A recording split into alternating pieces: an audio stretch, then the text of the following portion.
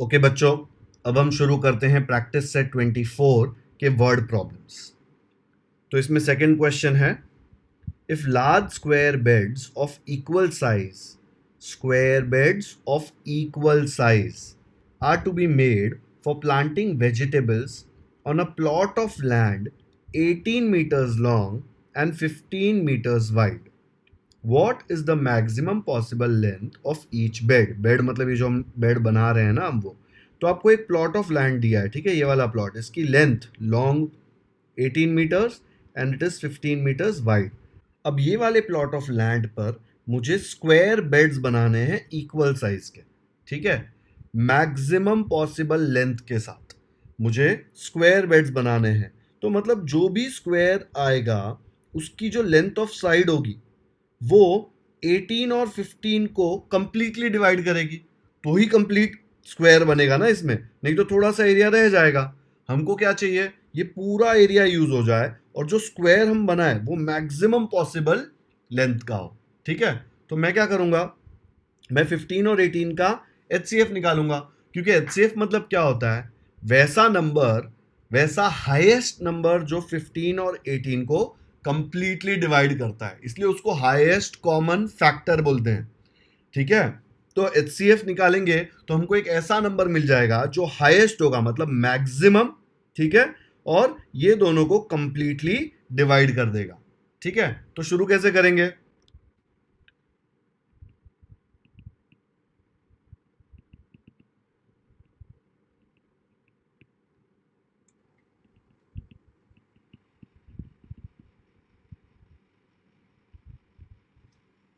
ठीक है। Length of plot of land आ गया 18 metres, width of plot of land आ गया 15 मीटर्स। अब मुझे क्या फाइंड करना है, मुझे फाइंड करना है maximum possible length of each bed. तो हमने क्या बोला था, maximum possible length of each bed क्या आ जाएगा, it be nothing but HCF of, क्या लेंथ है 18 मीटर्स, तो HCF ऑफ 18 एंड दूसरा क्या है 15। तो मैं अगर इसका HCF निकालूंगा तो मुझे मिलेगा maximum possible length of each bed, ठीक है। चलो सॉल्व करते हैं। तो कैसे आएगा, पहले हम निकालेंगे 18 के फैक्टर्स। कैसे निकालते थे 18 के फैक्टर्स, पहले लिखेंगे 1 और लास्ट फैक्टर लिखेंगे 18, बिकॉज नंबर खुद का फैक्टर होता है ना, ठीक है। अब 2 का टेबल चेक करो, 2 के टेबल में 18 जाता है क्या, हाँ, 2 9 जा, तो 2 यहाँ पे आएगा, 9 यहाँ पे आएगा। 3 के टेबल में चेक करो, 3 6 जा, तो 3 यहाँ पे, 6 यहाँ पे, क्योंकि 3 6 जा 18 होता है। नेक्स्ट 4 के टेबल में 18 नहीं जाएगा, 4 4 जा 16, 4 5 जा 20। 5 के टेबल में भी ऑब्वियसली नहीं जाएगा क्योंकि यहाँ पे 8 है, 5 के लिए 0 या 5 चाहिए। नेक्स्ट 5 के बाद 6 के टेबल में, 6 के टेबल में जाएगा लेकिन 6 ऑलरेडी यहाँ पे आ गया है, मतलब 18 के फैक्टर्स आ गए। तो हम कैसे लिखेंगे, फैक्टर्स ऑफ 18, ये 1 2 3 ऐसे ही आ जाएगा, ये ब्लैंक स्पेस मत लिखो, फिर 6 9 18, तो आ जाएगा 6 9 18, ठीक है। चलो अब नेक्स्ट निकालते हैं 15 के फैक्टर्स, क्योंकि हमको HCF निकालना है ना। तो 15 का क्या आएगा, पहले तो आएगा 1, फिर नेक्स्ट वाला आएगा 15, ठीक है, क्योंकि 1 और नंबर खुद हमेशा फैक्टर्स होते हैं। 1 के बाद 2 चेक करो, 2 में जाएगा 15 नहीं, बिकॉज यहाँ पे 5 है। 3 में जाएगा, यस, 3 5 आर 15, तो यहाँ पे लिखूंगा 3, यहाँ लिखूंगा 5। 3 के बाद नेक्स्ट 4, 4 में 15 नहीं जाएगा, 4 4 आर 16, ठीक है। नेक्स्ट 5, 5 में भी जाएगा लेकिन 5 ऑलरेडी मैंने लिख लिया है, तो मतलब मेरे फैक्टर्स हो गए। कैसे लिखूंगा इसको अभी, फैक्टर्स ऑफ 15 आ जाएगा 1 3, ठीक है, ये स्पेस यहाँ पे नहीं लिखेंगे, बाद में लिखेंगे 5 15, तो आ जाएगा 5 15, ठीक है। तो हमने 18 और 15 के फैक्टर्स निकाल लिए। अब हमको क्या निकालना है, कॉमन फैक्टर्स, ठीक है। अब कॉमन फैक्टर शुरू करो, 1 तो हमेशा कॉमन आएगा ही, तो 1 हमने सर्कल कर दिया और यहाँ पे लिख लिया 1। नेक्स्ट इसमें 3 है, इसमें भी 3 है, तो मैं लिख दूंगा 3। नेक्स्ट, इसमें 5 है, इसमें 5 नहीं है तो 5 नहीं आएगा। नेक्स्ट, इसमें 15 है, इसमें 15 नहीं है तो 15 भी नहीं आएगा। इसके सारे नंबर्स चेक कर लिए ना, डन। इसका चेक करने का ज़रूरत नहीं है क्योंकि हमने दोनों में कंपेयर करके ही किया है, ठीक है। तो कॉमन फैक्टर्स आ गए 1 एंड 3। अभी इसमें से मुझे क्या निकालना है, HCF। HCF मतलब क्या होता है, हाईएस्ट कॉमन फैक्टर। तो इन दोनों में से हाईएस्ट कॉमन फैक्टर कौन सा है, 3। तो HCF क्या आ जाएगा, 3, ठीक है। तो मुझे HCF ऑफ 18 15 मिल गया। तो क्या मैं लिख सकता हूं, maximum possible length of each bed is nothing but 3, ठीक है। आ गया हमारा आंसर। तो फाइनल आंसर क्या लिखेंगे, फाइनल आंसर लिखेंगे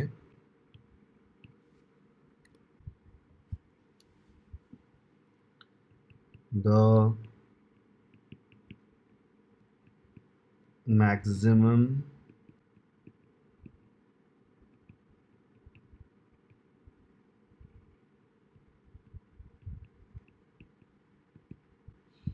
possible length of each square bed is 3 metres, क्योंकि 18 और 15 मीटर्स में है ना, तो 3 भी मीटर्स में आएगा। हो गया फाइनल आंसर, ठीक है। यह है पूरे प्रॉब्लम का सोल्यूशन, एक बार देख लो अच्छे से।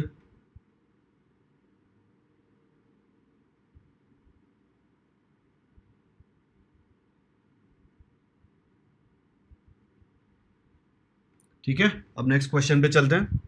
Two ropes, one 8 meters long and the other 12 meters long, are to be cut into pieces of the same length. अब ये वर्ड सेम लेंथ अच्छे से देखो, सेम लेंथ वर्ड बहुत इंपॉर्टेंट है यहाँ पे। What will the maximum possible length of each piece be? मुझे इसके पीसेस करने हैं और मुझे ये पीसेस ऐसे करने हैं कि वो जो हर एक पीस बनेगा वो इक्वल भी होना चाहिए और मैक्सिमम पॉसिबल लेंथ होनी चाहिए, ठीक है। तो इसके पीस कर रहा हूं तो इसमें कॉमन फैक्टर्स आएंगे और मैक्सिमम माने हाईएस्ट कॉमन फैक्टर आएगा, ठीक है। तो कैसे फाइंड करेंगे, हम कैसे फाइंड करते थे HCF। अब ये क्वेश्चन क्या बन जाएगा, लेंथ ऑफ रोप 1, कितना है length of rope 1, 8 metres. Length of rope 2 is 12 metres. मुझे क्या फाइंड करना है, maximum possible length of each piece. क्या आएगा, it will be nothing but HCF of ये जो भी दो लेंथ दिए हुए हैं 8 एंड 12।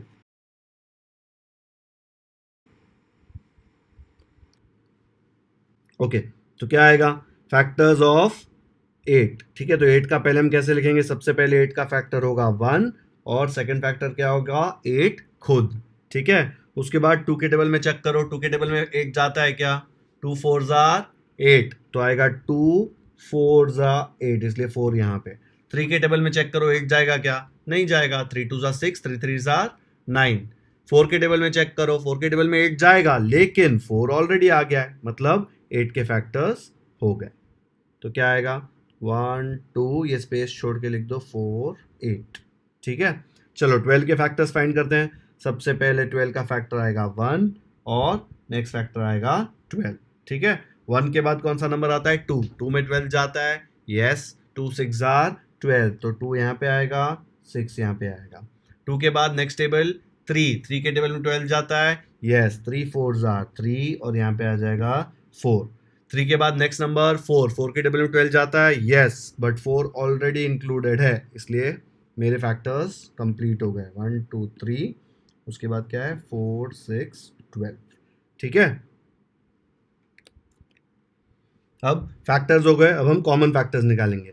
इसमें भी 1 है, इसमें भी 1 है, इसमें भी 2 है, इसमें भी 2 है, यहाँ 4 है और यहाँ पे भी 4 है, यहाँ 8 है लेकिन यहाँ पे 8 नहीं है, मतलब फैक्टर्स आ गए। क्या क्या आ गए फैक्टर्स, 1 2 एंड 4। अब HCF मतलब क्या, highest common factor, highest common factor of 8 and 12। Common factors ये हैं, HCF उसमें क्या है, हाईएस्ट कॉमन फैक्टर 4, तो यहाँ पे आंसर क्या आ जाएगा 4, ठीक है, तो अब मेरा क्वेश्चन क्या था, maximum possible length of each piece find करना है, which is nothing but HCF of 8 and 12. HCF of 8 and 12 क्या है, आंसर 4. तो मैं आंसर लिख सकता हूं, the maximum possible length of each piece is, क्या आंसर 4. 4 का यूनिट्स क्या आएगा, ऊपर जाके देखो, रोप का यूनिट्स क्या है, 8 मीटर्स 12 मीटर्स, उसका ही HCF निकाला ना हमने, तो 4 का भी यूनिट्स क्या आएगा, 4 मीटर्स. तो हम यहाँ पे लिख देंगे मीटर्स. हो गया, ये हमारा फाइनल आंसर. एक बार अच्छे से देख लो पूरा प्रॉब्लम कैसे सॉल्व किया हमने.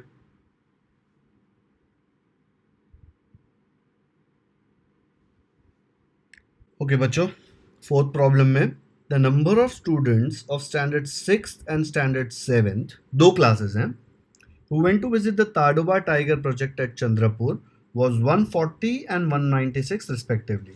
दो क्लासेस में, पहली क्लास में 140 स्टूडेंट्स है, सेकेंड क्लास में 196 स्टूडेंट्स है. The students of each class are to be divided into groups of the same number of students. इसका मतलब क्या है, मतलब स्टैंडर्ड 6th के 140 स्टूडेंट्स और स्टैंडर्ड 7th के 196 स्टूडेंट्स, ठीक है, इनको डिवाइड करना है हमको कुछ ग्रुप्स में. ठीक है, लेट्स से ये हर एक ग्रुप में G स्टूडेंट्स हैं. कितने ग्रुप्स आएंगे मुझे नहीं पता, ठीक है, लेकिन जो भी ग्रुप्स आए उसमें सेम नंबर ऑफ स्टूडेंट्स होने चाहिए. वो स्टैंडर्ड 6 हो या स्टैंडर्ड 7 हो, उससे कोई फर्क नहीं पड़ेगा. क्यों, क्या लिखा है देखो, the students of each class are to be divided into groups of the same number of students. मतलब ये हर एक ग्रुप में सेम नंबर ऑफ स्टूडेंट्स होने चाहिए. ठीक है, मतलब मैं क्या बोल सकता हूं, ये जो भी नंबर आएगा ये 140 का फैक्टर होगा तो ही यहाँ पे आएगा, यहाँ पे भी जो भी नंबर आएगा वो 196 का फैक्टर होगा तो ही वहां पे आएगा. ठीक है, मतलब हमको समझ गया है, जो भी आने वाला है हर एक ग्रुप में जितने भी स्टूडेंट्स हैं वो 140 और 196 का फैक्टर होगा. ठीक है, आगे क्या बोल रहे हैं, what is the maximum number of students there can be in each group. मतलब ये जो ग्रुप है इसमें मैक्सिमम नंबर ऑफ स्टूडेंट्स क्या होंगे, तो ये फैक्टर तो था ही. ठीक है, वो बोल रहा है मैक्सिमम नंबर, मतलब कौन सा फैक्टर बनेगा, हाईएस्ट कॉमन फैक्टर. 140 और 196 का हाईएस्ट कॉमन फैक्टर जो होगा वही होगा maximum number of students in each group. समझ में आया. पहले लिखेंगे स्टूडेंट्स इन स्टैंडर्ड 6th, कितना था 140 स्टूडेंट्स. फिर है students in standard 7th which is 196 students. अब क्वेश्चन क्या है, maximum same number of students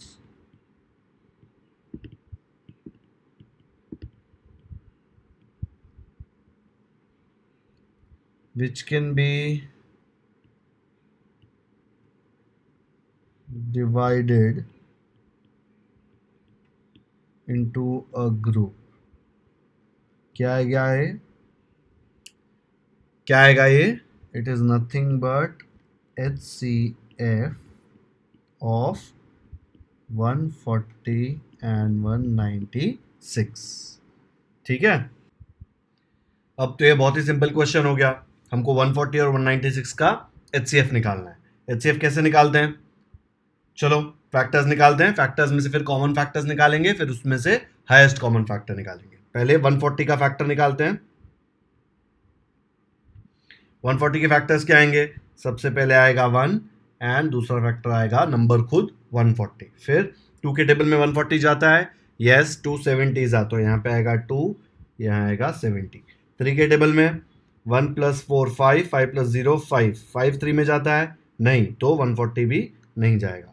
4 के टेबल में यस जाता है 435 जा, 5 में ऑब्वियसली जाता है क्योंकि लास्ट में 0 है, तो आएगा 5 और यहाँ आ जाएगा 528 जा.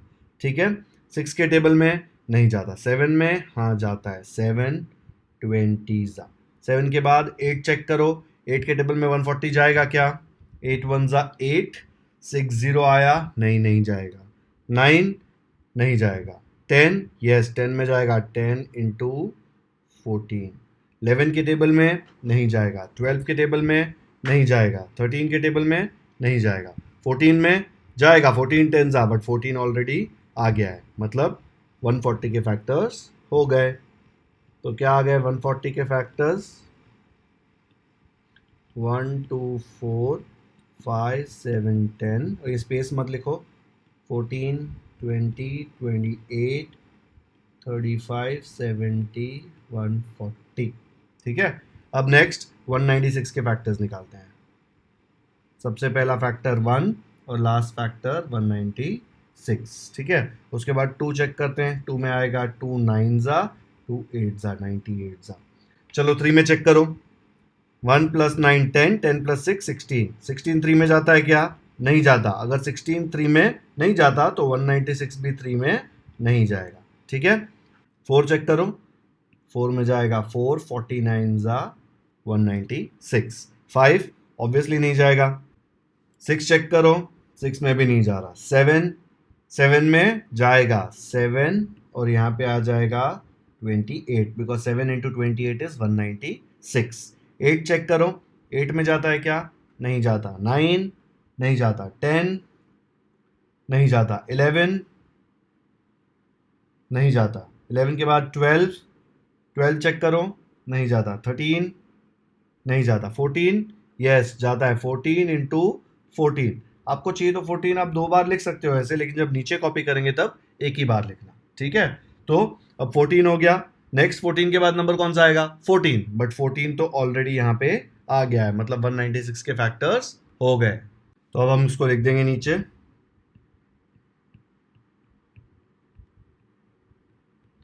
1 2 4 7 14, ये स्पेस मत लिखना। 14 दूसरी बार मत लिखना। 28 49, एक फैक्टर एक ही बार लिखते हैं। ठीक है। 98 196। अब फैक्टर्स मिल गए हमको। ठीक है।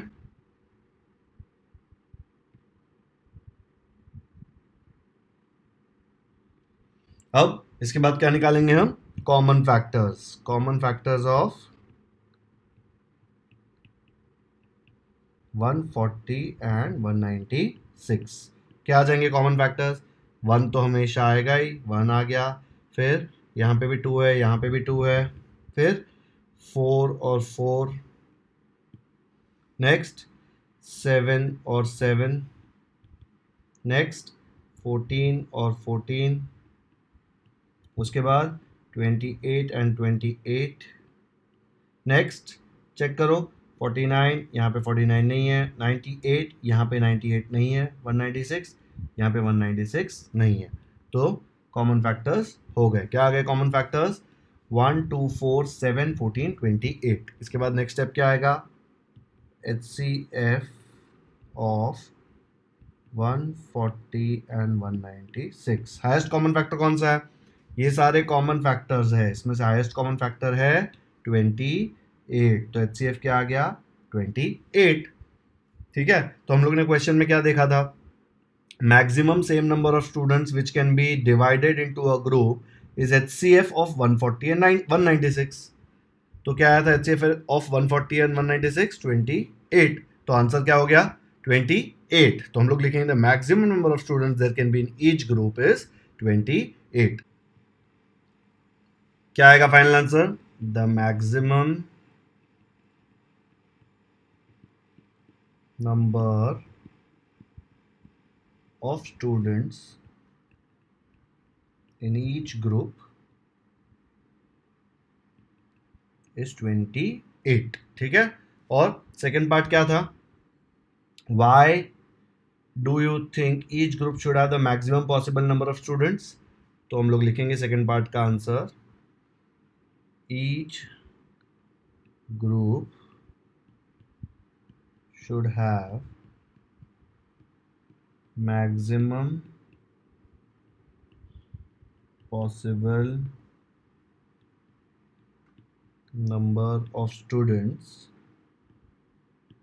to minimize the payment to the paid guides. ज्यादा स्टूडेंट्स होंगे एक ग्रुप में तो ग्रुप्स कम बनेंगे, ग्रुप्स कम बनेंगे तो एक ग्रुप को एक ही गाइड लगता है ना, एक ग्रुप को अगर एक ही गाइड लगता है तो पैसे कम देने पड़ेंगे। ठीक है, समझ में आया? एक बार अच्छे से पूरा सोल्यूशन देखो कैसे सॉल्व किया है।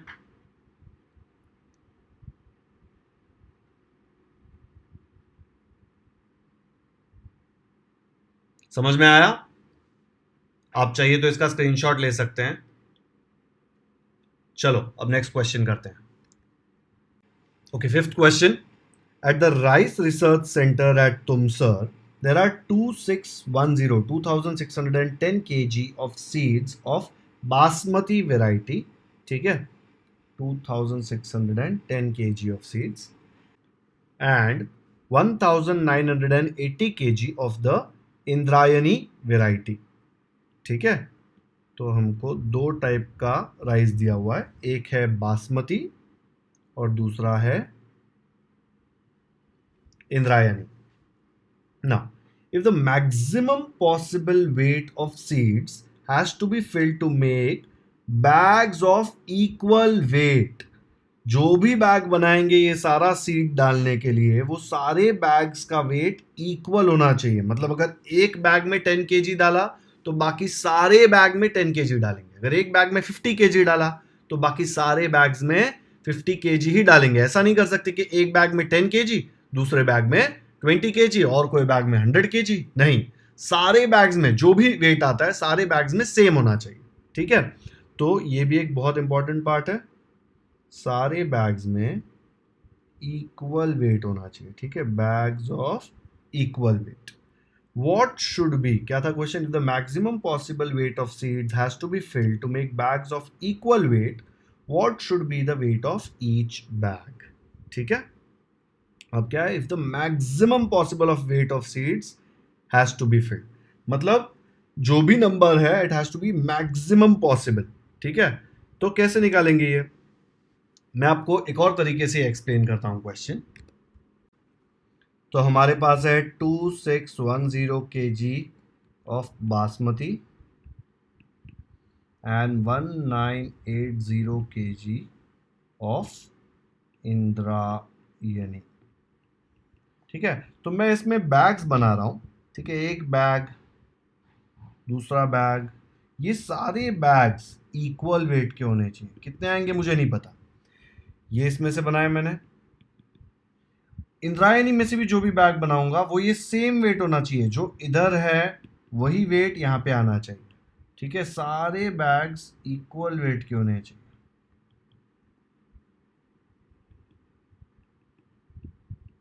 कितने बैग्स आएंगे मुझे नहीं पता, लेकिन जितने भी बैग्स आए सबका वेट सेम होना चाहिए, ये वो पूछ रहा है. ठीक है, सेम होना चाहिए और ये जो भी नंबर होगा वो मैक्सिमम पॉसिबल होना चाहिए. सपोज आपको पता है कि सारे बैग्स में 10 kg भरो तो भी चलेगा और सारे बैग्स में 20 kg भरोगे तो भी चलेगा, तो आप 20 लेंगे. क्यों? बिकॉज वो मैक्सिमम पॉसिबल वेट होना चाहिए हर एक बैग में.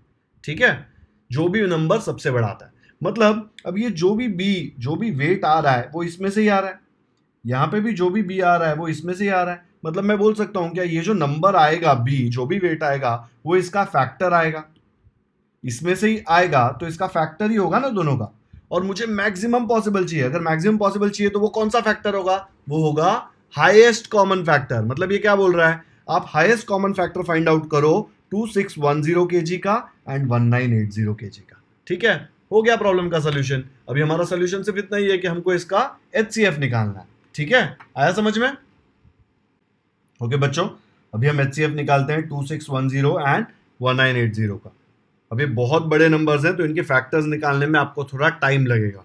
ठीक है, सबसे पहले कैलकुलेट करते हैं फैक्टर्स 2610 के.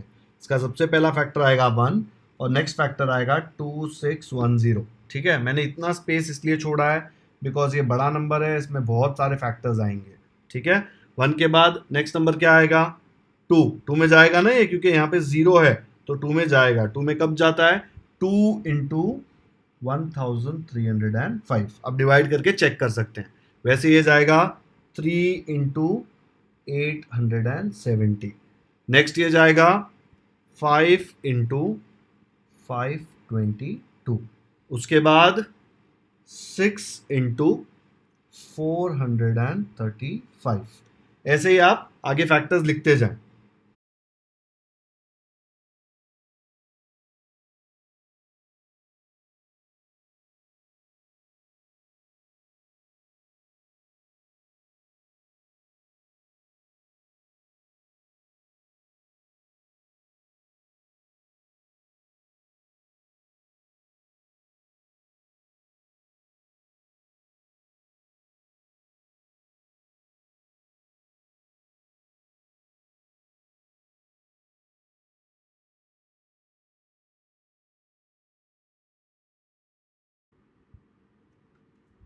तो ये हो गए 2610 के फैक्टर्स। वे अब सारे फैक्टर्स नीचे कॉपी कर लीजिए।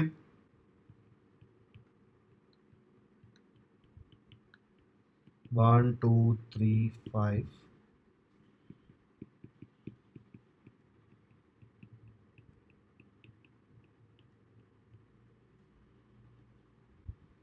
अब 45 के बाद ये जो स्पेस है, ये स्पेस नहीं डालना है। 45 के बाद नेक्स्ट नंबर क्या है? 58। तो आ जाएगा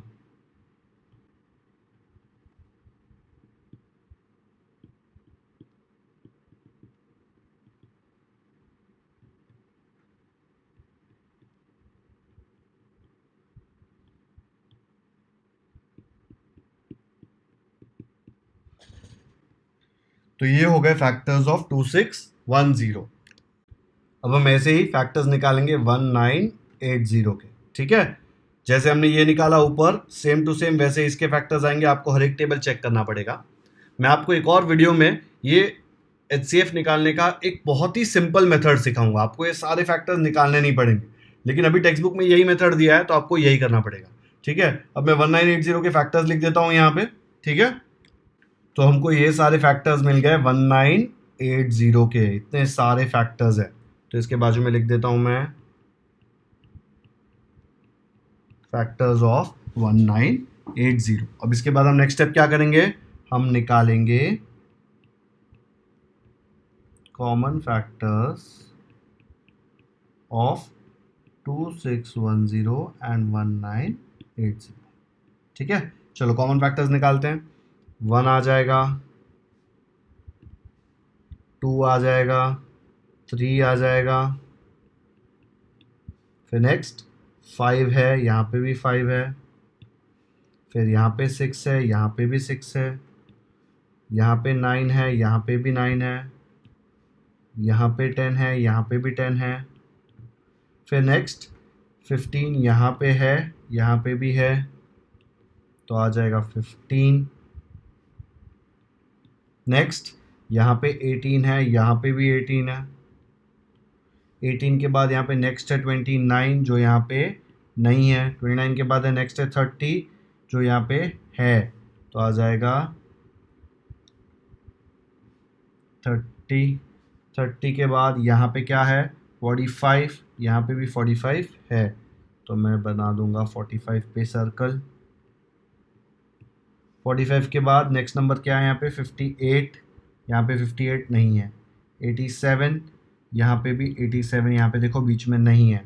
90, यहाँ पे देखो 90 है, तो 90 आएगा।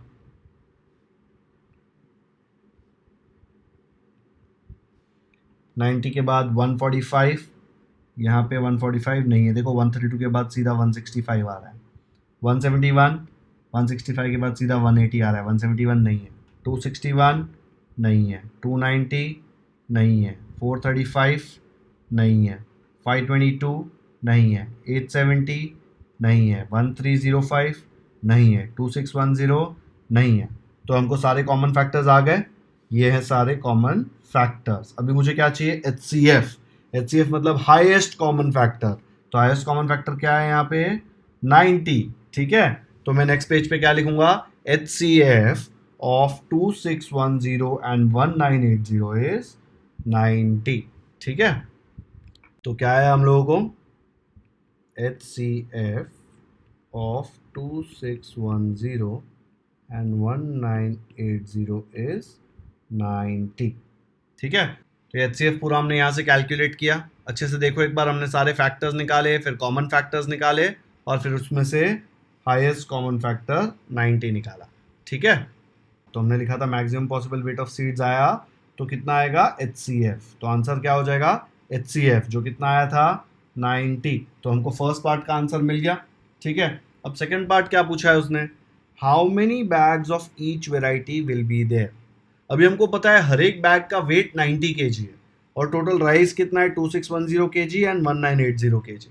तो हमको पूछा है how many bags of each variety will be there. अब हर एक बैग में 90 kg है, बासमती कितना है 2610 kg, हर एक बैग 90 kg का और टोटल 2610 kg है. तो मैं डिवाइड करूंगा तो number of bags of basmati variety मिल जाएगा. वैसे ही number of bags of Indrayani variety भी मिल जाएगा. 1980 kg को 90 kg से डिवाइड कर देंगे तो हमको ये आंसर मिल जाएगा ना, how many bags of each variety will be there. ठीक है, चलो कैलकुलेट करते हैं. क्या आएगा, total weight of basmati rice कितना है 2610 kg. Weight of basmati in each bag, ये हमने कितना निकाला है, देखो यहां से निकाला है ना 90, तो 90 kg. Therefore number of bags of basmati rice is equal to क्या आ जाएगा 2610 डिवाइड बाय 90 kg. जो कितना आता है चेक करो, आ जाएगा 29 बैग्स. अब ऐसे ही मैं किसका कैलकुलेट करूंगा, मैं कैलकुलेट करूंगा इंद्रायणी वेराइटी का. ठीक है, तो इंद्रायणी का कैसे आएगा, total weight of Indrayani rice is 1980 kg. Weight of Indrayani का भी एक बैग में कितना होगा 90 kg, क्योंकि दोनों का सेम आना चाहिए ना, मैक्सिमम पॉसिबल वेट जो भी एक बैग में आएगा. अब मुझे नंबर ऑफ बैग्स फाइंड करने, तो कैसे करूंगा, टोटल वेट पता है और हर एक बैग का वेट पता है, डिवाइड करूंगा तो मुझे मिल जाएगा ना नंबर ऑफ बैग्स. क्या आएगा डिवाइड करके, 1980 divide by 90 will give me 22 bags. ठीक है, तो अब हो गया मेरा. अब मुझे फाइनल आंसर लिखना है. इसमें 2 क्वेश्चन पूछे थे. ठीक है, दोनों का फाइनल आंसर कैसे लिखेंगे आप लोग, पहला लिखेंगे the maximum possible weight of seeds in each bag will be, कितना केजी आया था एक बैग में 90, तो इट विल बी 90 kg. ये हो गया फर्स्ट पार्ट का आंसर. सेकेंड पार्ट का आंसर क्या रहेगा, there will be 29 bags of seeds of basmati variety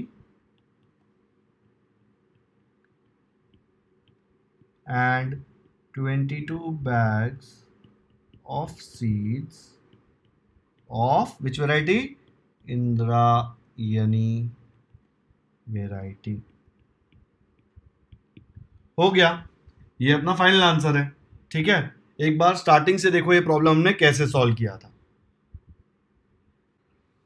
पहले हमने फैक्टर्स निकाले, कॉमन फैक्टर्स निकाले, उससे हमको मिल गया HCF. HCF was nothing but जो भी maximum possible weight of seeds एक बैग में आएगा. उसके बाद हमने क्या किया, उसके बाद हमने सेकेंड पार्ट सॉल्व किया.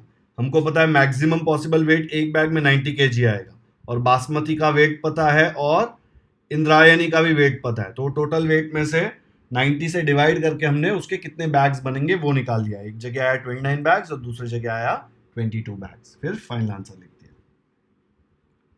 ठीक है, आया समझ में. इसी के साथ हमारा प्रैक्टिस सेट 24 खत्म होता है. अगर आपको ये वीडियो पसंद आया तो ये वीडियो को ज़रूर लाइक और शेयर कीजिए. और अगर आपने हमारे चैनल को अब तक सब्सक्राइब नहीं किया है तो सब्सक्राइब करना ना भूलें। Thank you.